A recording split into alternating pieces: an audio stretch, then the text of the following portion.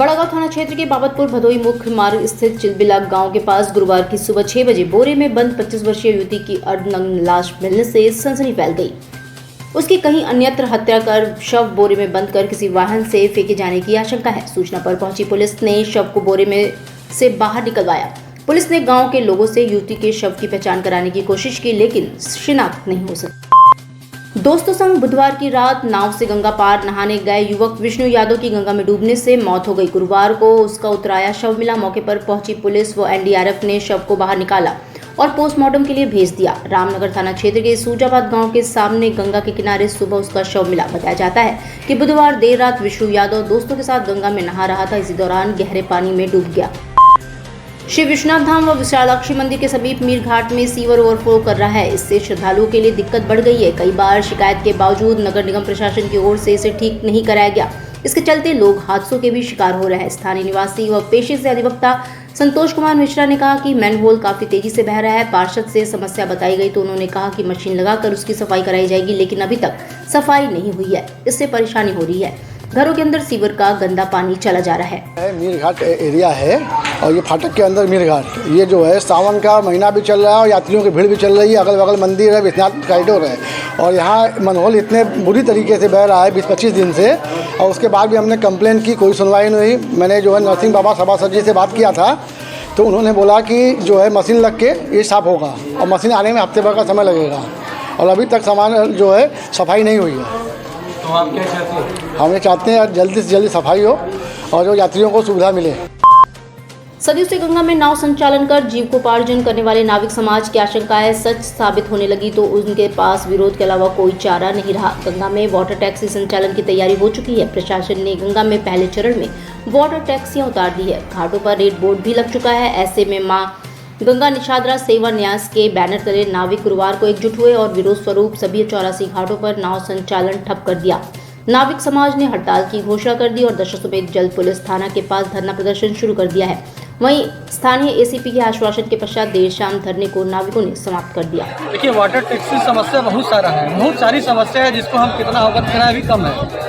यहाँ से 80 से लेकर 84 घाट है। 84 घाट के सारे लोगों ने हम लोग नाव बंद करके नाव का संचालन बंद करके और समस्त माझी समाज की हम लोग बैठक किए हैं कि वाटर टैक्सी का पूरी तरीके से पूर्ण रूप से विरोध करें। विरोध इसलिए कर रहे हैं कि पूरे विश्व भर में आज तक कहीं वाटर टैक्सी नहीं चला हुआ है। हमारे बनारस में वाटर टैक्सी चल रहा है जो कि हम लोग एकदम उसका विरोध कर रहे हैं।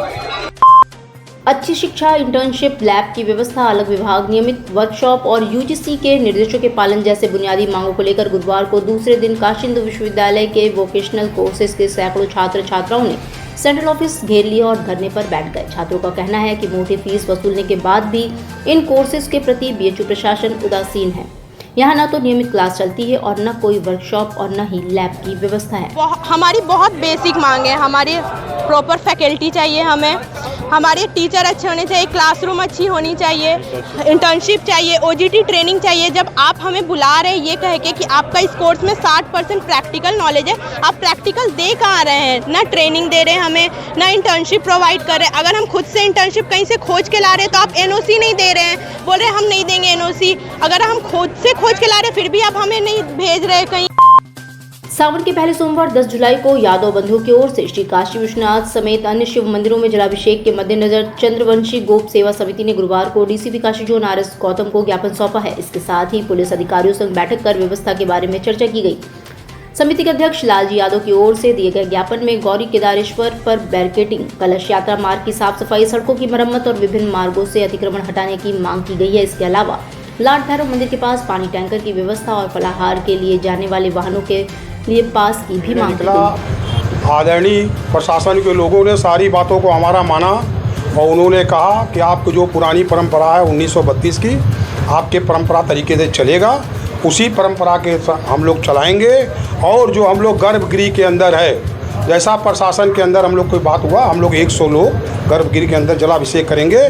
इस साल सबसे बड़ी बात यह है कि भारत सरकार के ओबीसी के चेयरमैन कैबिनेट मंत्री हंसराज अहीर साहब भी आएंगे और हमारे साथ गौरी केदारेश्वर से लाट भैरव तक हमारे साथ जलाभिषेक करने का कार्य करेंगे। भेलपुर थाना क्षेत्र के शंकुलधारा पास खुले नगर निगम के द्वारा किए जा रहे कूड़े की डंपिंग अब नहीं होगी। लाइव न्यूज़ पर जनता की समस्या दिखाए जाने के बाद खुले में हो रहे कूड़े की डंपिंग को पूरी तरह से साफ कर दिया गया है।